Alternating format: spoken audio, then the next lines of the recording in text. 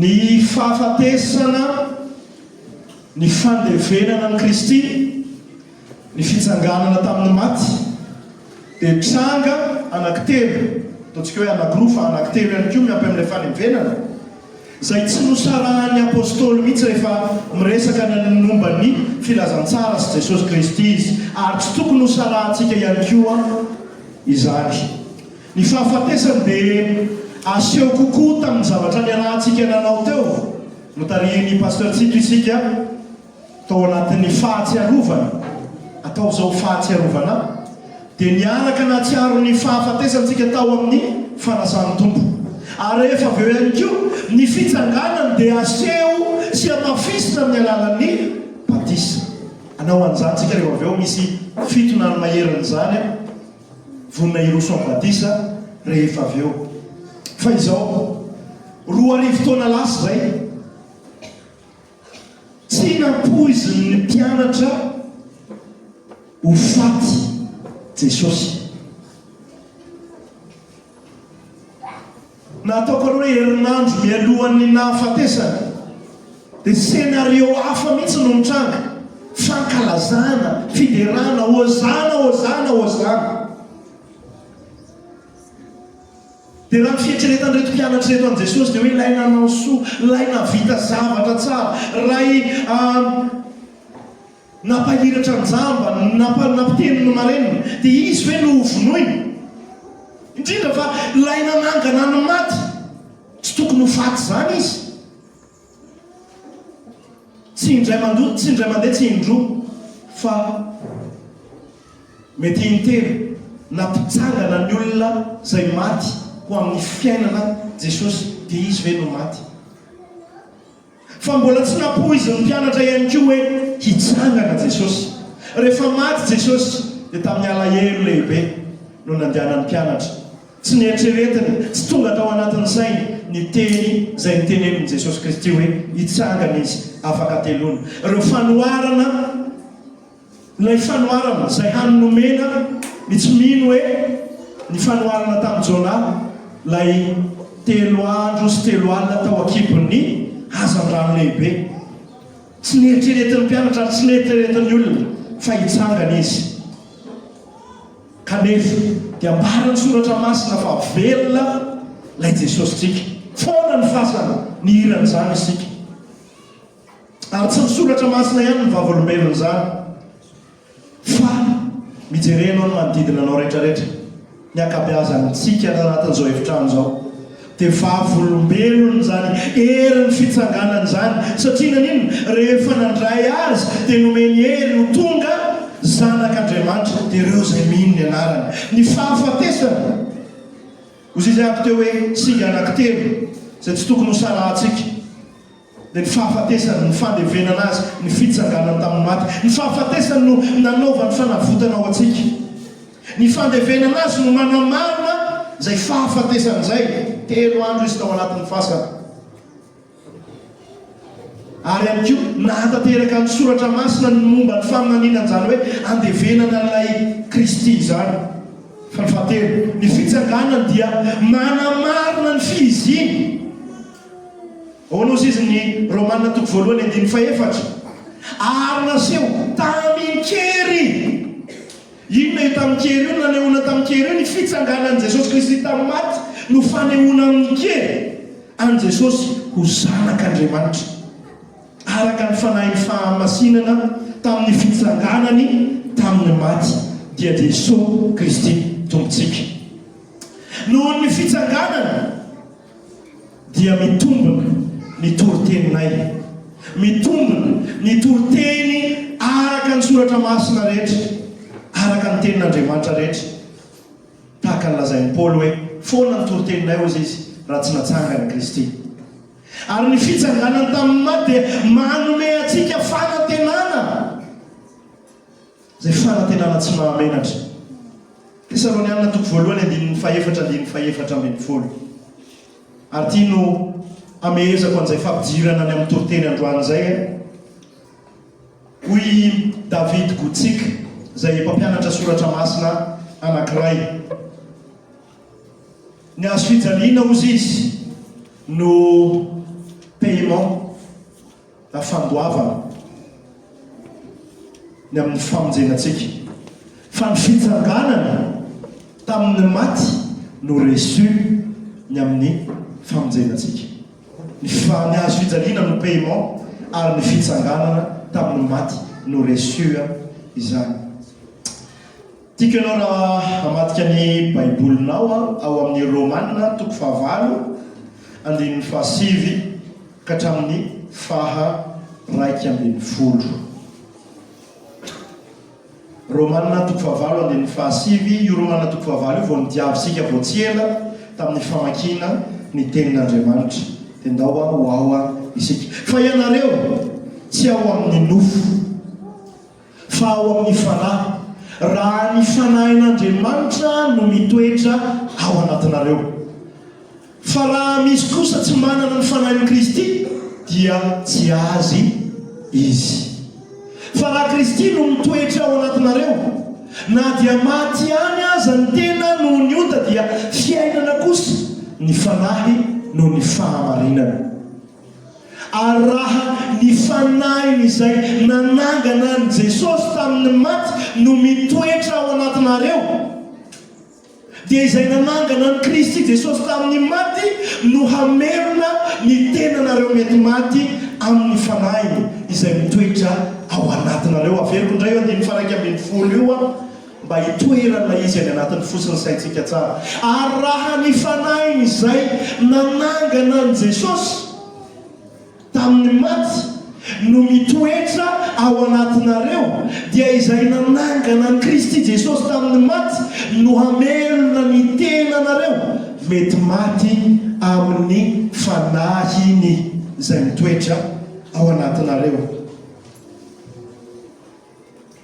Raha mahita ny kisarisariny amin'ny ato amin'ny note 4 ianareo dia misy karazana loko maromaro. La hoe tsy ao amin'ny nofo ny fahasivy tsy manana fanahin'i Kristy, ny fanahin'Andriamanitra, fanahin'i Kristy sy ny sisa. Tamin'ny fahatongavan'i Jesosy ho nofo dia niasa feno ny fanahy masina. Tadiditsika angambany tamin'ny fahatongavan'i Jesosy ho nofo dia hozy izy ny anjely Gabriel hoe ny fanahy masina ho tonga aminao ary ny eran'ny avo indrindra hanaloka anao. Fa tamin'ny fitsanganan'i Jesosy any Kristy ihany koa dia lazain'ny Paoly fa ny fanahin'Andriamanitra no nanangana any Kristy Jesosy izany. Za tsy ezaka ny handresy lahatra antsika ny amin'ny fahamarinan'ny fitsanganana intsony satria tsy azo etikevitra zany. Mbola verika any vavolombelona zany izasy ianao. Fa iresaka an'ilay fanahy nanangana azy izay ao anatinao ramino ianao. Iresaka ny momba izay fanahy izay nanangana azy izay ao anatinao ramino ianao. Raha omena lohateny dia hoe rehefa mitoetra ao anatinao ny fanahy teboka. Voalohany ao anatin'izany dia ilay andininy fahasivy teo, ny fanahy mampandresy ny nofo. Ny fanahy mampandresy ny nofo. Io matetika sika rehefa anatin'ny fankalazana ny Pasika dia Pasika fandresena dia ino no anatin'izay olona mipoaka ny bizina zay ilay fandresena. Na hoe lasa tsy haiko dia tsy hotohizako vao tamin'ity herinandro ity nisy polémika veta ao amin'ny réseaux sociaux ny amin'ny zavatra ataon'ny olona tsy mety anatin'ny fiangonan'Andriamanitra momba an'izay resaka nofo zay fotsiny. Fa ny fanahy mampandresy ny nofo, lay tena aditsika ngezabe, lay fahavalontsika voalohany dia ny nofotsika. Fa ianareo tsy ao amin'ny nofo izy fa ao amin'ny fanahy. Io hoe fa ao amin'ny fanahy io zany efa statut atsika io, ary tsy hoe iezana ny ho ao amin'io isika fa tena efa statut atsika io fa hitomboantsika tsikelikely amin'ny fiarahantsika mandeha amin'Andriamanitra. Raha ny fanahin'Andriamanitra no mitoetra ao anatinareo satria manana ny fanahin'Andriamanitra, manana ny fanahin'ny Kristy, manana ny fanahy masina izay ao anatsika isika dia tsy mampanara-po ny nofo satria velona sy miteny ary toteny amintsika ny fanahy masina eo amin'ny fiainantsika andavanandro mihitsy dia tsy avela ny fanahy hiliba ao anatin'ny nofo isika raha manana an'izany fanahin'Andriamanitra velona ao anatinao izany. Inona no mahatonga ny fanahy masina tsy miteny mangina dia satria isika miaina mitohy ao anatin'ny fahotana tsy bebahantsika. Fa raha mbola miaina amin'ny fifandraisana velona, mibebaka miaina ny fiainam-pibebahana, tena hoe fiainam-pibebahana mihitsy, dia miteny amintsika ny fanahy masin'Andriamanitra ary toteny ary mitariky antsika ho amin'ny lalan'ny fahamarinana rehetra. Tsy manome bahana ho an'ny nofo-tsika intsony isika na farafaratsina, malahelo isika rehefa tafatsolopaka ny anatin'ny ilay fampanarana-po ny nofontsika izany. Manenona mafy ny olona manana ny fanahy masin'Andriamanitra, mararary ny ainy rehefa mampalahelo, manao izay mampalahelo ny fanahy masin'Andriamanitra. Mananatra antsika ny soratra masina, tsy hanaovantsika izay hampalahelo ny fanahin'Andriamanitra amin'ny alalan'ny fanetsiketsehantsika ny filan'ny nofontsika. Tafiditra anatin'izany ny fitiavan-tena, ny fifandrafiana, ny fifampialonana, ny fahatezerana diso-toerana, ny fanamarinana-tena, ny fiavonavonana ara-panahy samihafa. Raha miaino azy isika dia mialefy reny rehetra ireny. Raha toteny, raha velona ao anatsika izy dia miaina reny rehetrarehetra ireny. Efesiana 4:7 dia milaza amintsika hoe aza mampalahelo ny fanahy masin'Andriamanitra izay nananina hozy izy, nanasiana tombo-kase anareo ho amin'ny andro fanavotana. Mazava ny fandraisentsika ny famatoran'ny nofo raha ao amin'ny fanahy no ivelomantsika, ary lasa fiainana manome voninahitra an'Andriamanitra bebe kokoa hatrany ilay fiainana iainantsika amin'ny fanarahana azy. Ny faharoa dia hoe ny fanahy mitondra fiainana. Inona ilay voalohany teo? Ny fanahy mampandresy ny nofo. Ilay tia ilay fahavalontsika tia mihitsy ilay izy mampandresy ao amin'izany ny fanahy. Ary ny faharoa dia ny fanahy mitondra fiainana. Fa raha Kristy ozy izy no mitoetra ao anatinareo, na dia maty any aza ny tena noho ny ody, dia fiainana kosa ny fanahy noho ny fahamarinana, dia fiainana kosa ny fanahy noho ny fahamarinana.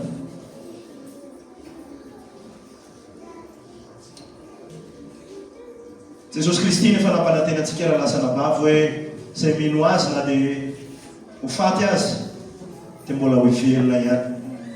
Noho ny amin'izay fananantsika ny fanahin'ny fiainana ao anatsika izay. Toerana anankiroa manamarika sy ataoko hoe mampieritreritra mampisaintsaina anahako ao amin'ny soratra masina dia ny Genesis 2:7 sy ny Jaona 2:2. Ohatrany misy hetsika ataon'Andriamanitra mitovitovy ao. Andriamanitra ray tamin'ny Adama, Andriamanitra zanaka tamin'ireo mpianatra. Andriamanitra ray tamin'ny Adama, olombelona izay lasa nahazo an'ilay maha-olombelona, olona velona noho ny amin'ny fofinaina no fofonin'Andriamanitra taminy.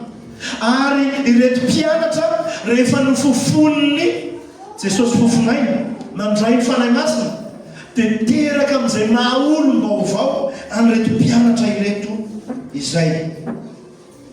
Ny fanahy masina izay no raisika dia manome aina vaovao raha lasa anabavy. Niteraka antsika indray, niteraka antsika fandroany, niteraka antsika tao amboniny Zany hoe fahamarinana ao amin'ny Kristy Jesosy zany dia hoe teraka avy any ambony izaho sy anao.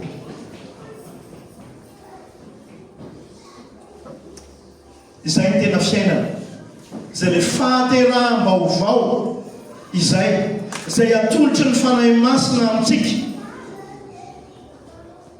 ho amin'ny fiainantsika iray manontolo. Zay no fiainana ary fiainana mandrakizay. Zay no tokony ho katsahany olona zao tontolo zao ny mikatsaka an'izany mafy.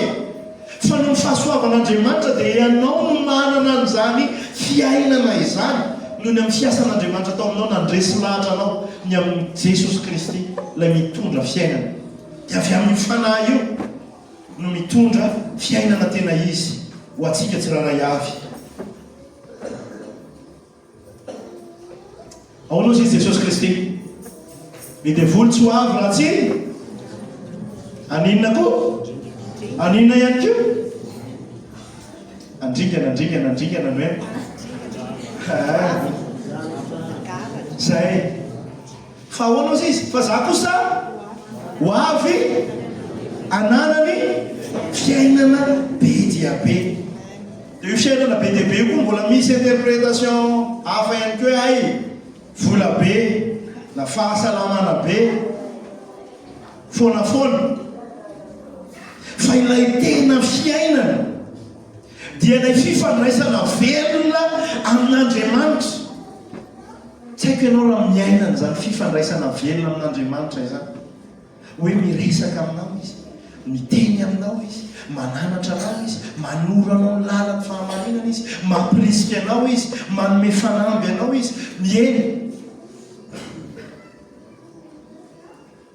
Efa voatemika ilay eny tany hoe manome fanamby anao izy. Fa izay ilay fifandraisana velona izany ilay entin'ny fanahy masina ao amintsika.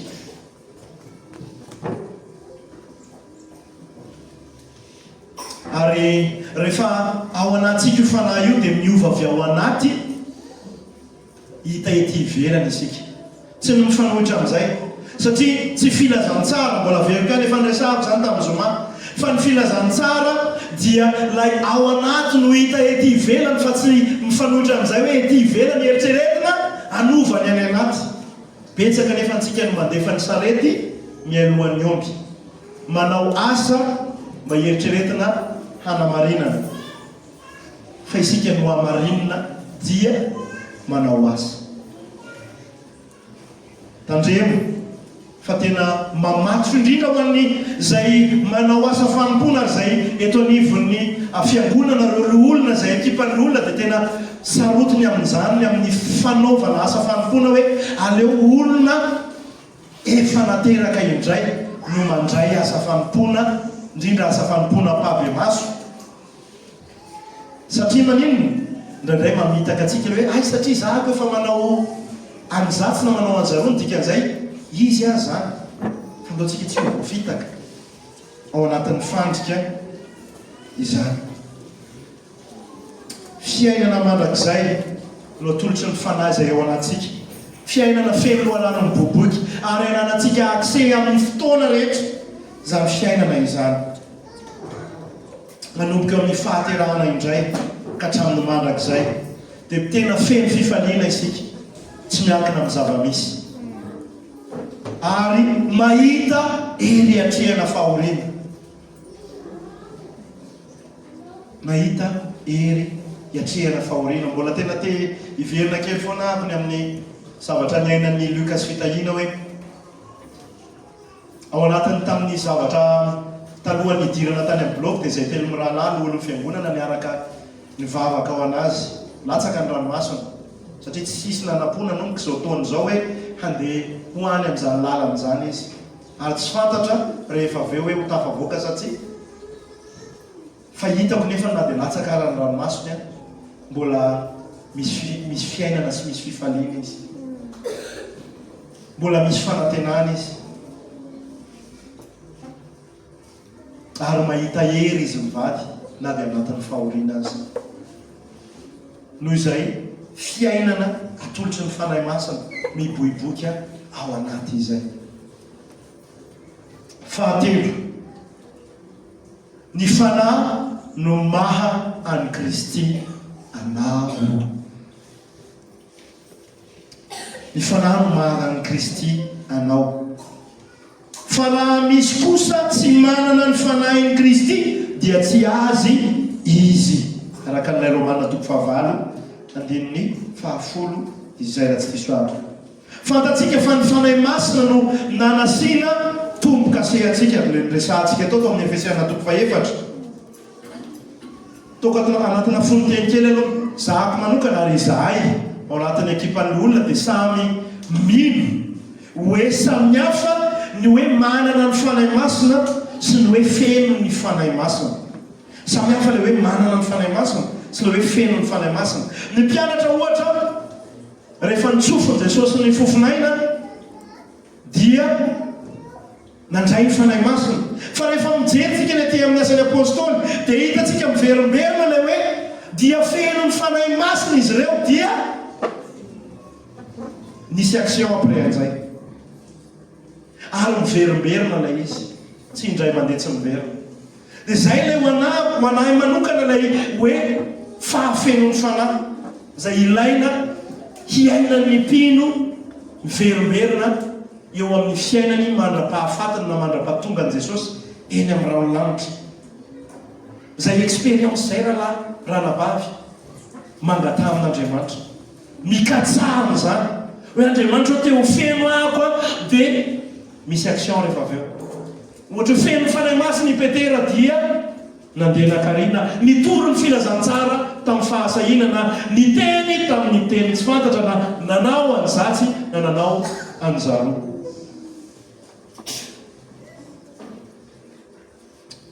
Ny fananana ny fanahy masina no resahan'ny Paoly eto. Izay ilay idiko aloha ilay fonoteny amin'ilay hoe fahasamihafanay manana ny fanahy masina sy ilay hoe feno ny fanahy masina. Fa ilay resahan'ny Paoly eto dia ilay hoe manana ny fanahy masina. Ny mino rehetra dia tsy afaka ny ino ianao raha tsy nisy ny fanahy masina ao anatinao. Ny fanahy no maha any Kristy atsika tsiraray avy. No vidiny Kristy tamin'ny rahasoany isika, asan'i Kristy izay. Fa ihany koa fantatsika fa ny fanahy masina no nanaovana tombo-kase ny amin'izay fividianana antsika izay. Petera voalohany 2:9. Verenako kely hoe novidiana tamin'ny rahasoan'i Kristy isika. Ary tokony omentsika lanjy zany rahasoa ny vidianan'i Kristy asikanao zany. Fa fantatrareo fa tsy zavatra mety ho simba tahaka ny volafotsy sy ny volamena no nanaovana na hoe azafady no nanavotana. Le nanavotana io ataovy sary an-tsaina, ataovy mazava ao anatin'ny fisainantsika hoe ny vidianana antsika tsy ho andevy ny fahotana intsony. Izay le fanavotana resahana eto. Nanafahana antsika hiala amin'ny vahoan'ny fahotana sy ny vokatra zany. Averiko indray fa fantatrareo fa tsy zavatra mety ho simba tahaka ny volafotsy sy ny volamena no nanavotana anareo tamin'ny fitondran-tena adala izay azonareo tamin'ny netin-drazana fa ny rahasoan'i Kristy. Fa inona hoe rahasoan'i Kristy? Toy ny rano zanak'ondry tsy misy kilema ary tsy misy pentipentina azy ianao ary ny rano ny vidianana ianao. Fa famantarana fa azy ianao dia ny fanahy masina eo amin'ny fiainanao, velona eo amin'ny fiainanao. Fa raha mbola tsy any Kristy koa ianao ka mbola tsy fantatra hoe ohatrany ahoana zany miara-miaina amin'ny fanahy masina zany dia eto zany fanahy zany androany. Mety mampangoragorana ny any anatinao any, mety mampangetaeta ny any anatinao any hoe zahako koa mba te hiara hiaina amin'ny fanahy masina. Dia tsotra tsy nataon'Andriamanitra ho sarotra ao atsika fa mandray azy, mino azy amin'ny finoana isika. Mino isika fa izy lay Andriamanitra zanaka, lay navita ny asa-pamonjena ho anao ary efa asa ny fanahy masina ny anatinao any zany. la hoe ianao mandray azy. Matetika sika rehefa le ohatrany hoe tonga ny fotoana fitoriana filazantsara dia le hoe manangana tanana dia izay hanolotra ny fiainana ho an' Jesosy. Dia mieritreritsika hoe tsika le nananga tanana no nanapa-kevitra. Fa raha tena izy efa fanahy masina miasa tao anatsika, asan'Andriamanitra na tonga atsika nampananga tanana atsika. Raha ohatra ka tena izy ilay fananganantsika tanana, fa tsy ilay mananga tanana isaky ny mihetsika. Ilay hoe manangana tanana dia tsika foana ilay mananga tanana isaky ny mihetsika hoe handray an'i Kristy ao anatin'ny fiainantsika. Fa izay ilay izy. Hoe efa niasa aloha tao anatsika tao ny fanahy masina ary mahatonga atsika ho izy ho tena zanak'Andriamanitra ary amatarana fa zanak'Andriamanitra sika dia miasa, tsapantsika miasa ny anatsika any. Fanahy masina mitary-dalana atsika izy, mananatra atsika izy. Dia tsy haiko hoe mety betsaka amintsika eto nefa tsy maheno an'izany intsony. Mety mandalo fahamainana ianao, mety mandalo vanim-potoana izay tsy andrenesanao intsony ny feon'Andriamanitra. Fa izy ianao hoe zarako ary hoe tonga aty am-piangonana fotsiny ary n'izao olo fotoana izao. Mampandevulevy any anatin'ny fonao any izy, mampatonga anao angetaheta azy bebe kokoa indray ty androany. Teneno fotsiny izy hoe ie miasa ampy indray, te aheno anao indray mitenena amiko, efa miteny aminao izy zao, miresaka aminao izy zao, dia mandeha miaraha mandeha aminazy indray. Raha misy fahotana izay tsy mibebahanao efa nampiary any ny fanahy masina aminao, fa izy ianao aloha ty aloha hiainako eny any androany avy tsoro zany. Tsara lavitra Kristy. Amen. Tsara lavitra Kristy. Raha mihoatra an'io zavatra mena miravoravo feno loha ao anatin'io zavatra izay fikirinao io ary hamono anao io, hahatonga anao ho amin'ny fahafatesana io. Fandroany fiainana aina atolotry ny fanahinao dia raiso izany. Farana ny fanahy ao anatinao manangana anao amin'ny maty. Amen. Be dia be no mandray an'ilay izy hoe associance figurative any amin'ny hoe amin'ny fiainana maty taloha ho amin'ny fiainana be dia be izay atolotry Jesosy Kristy ary tafiditra ao anatiny izay fandroany te ho resahako tiako resahana lay fanantenantsika ao amin'ny Kristy Jesosy dia lay fitsanganan'ny tena amin'ny maty. Raso kely lay eo ambonimbony kely ao, na dia maty ny tena no ny ota.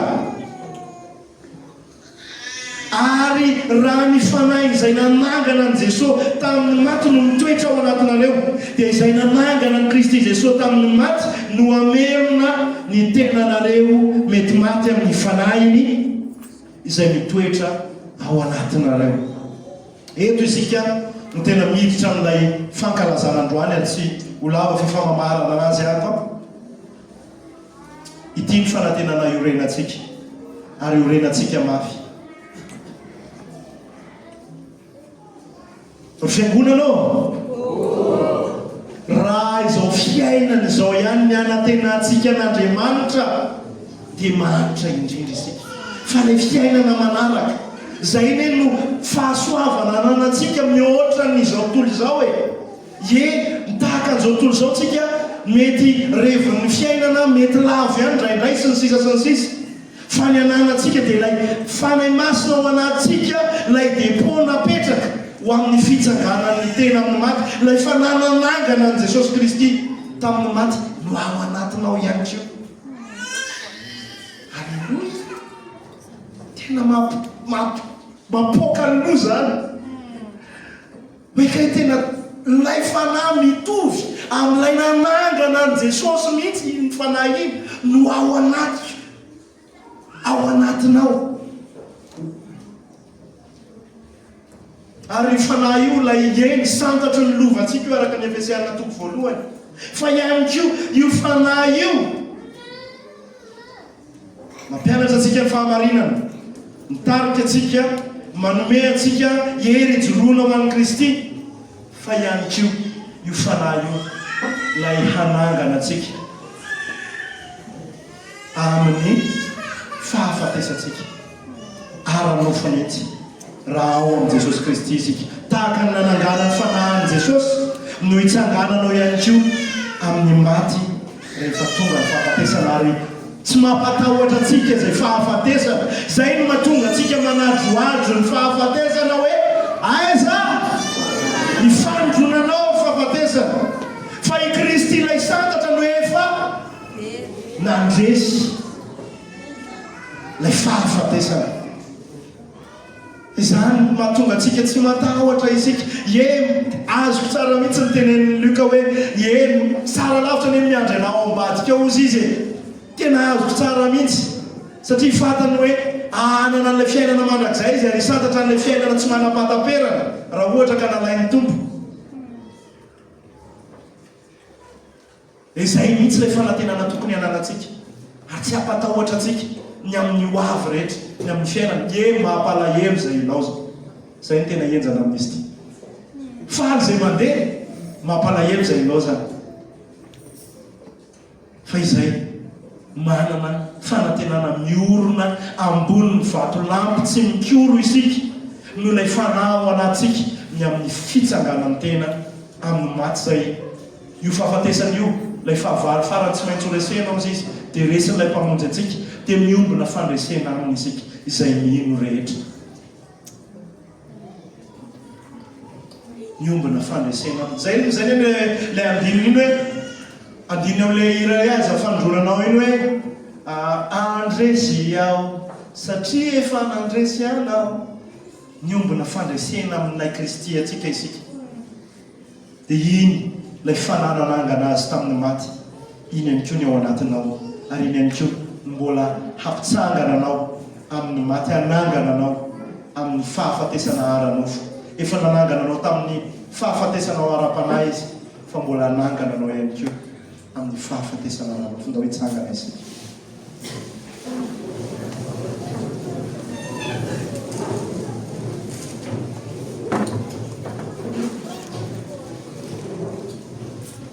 Raha afaka apetaka kely ilay noty teboka anankefatra teo azafady, raha voaray, raha tsy voaray tsy maningana.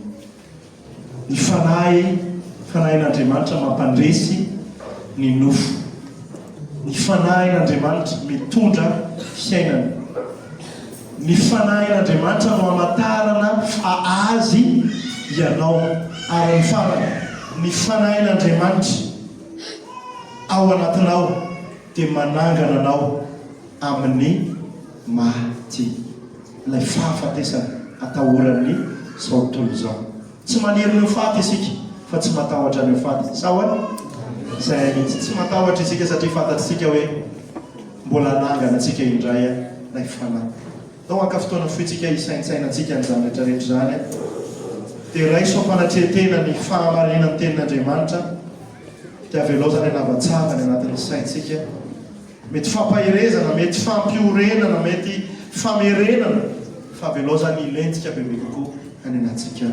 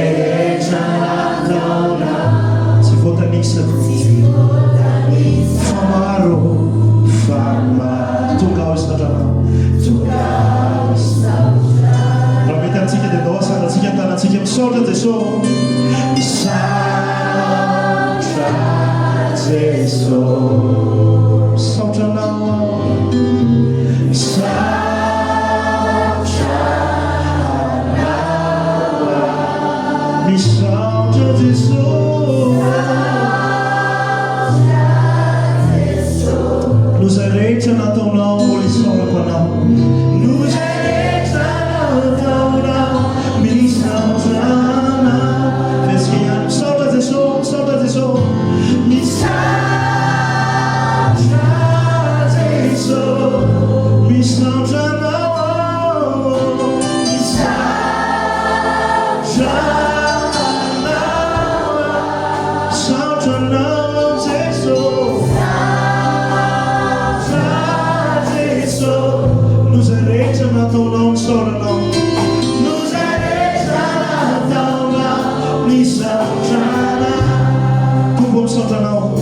dia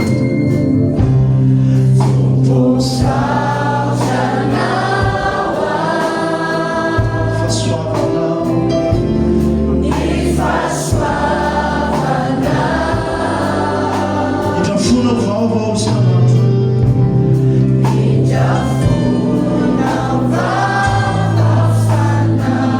tsara amiko ianao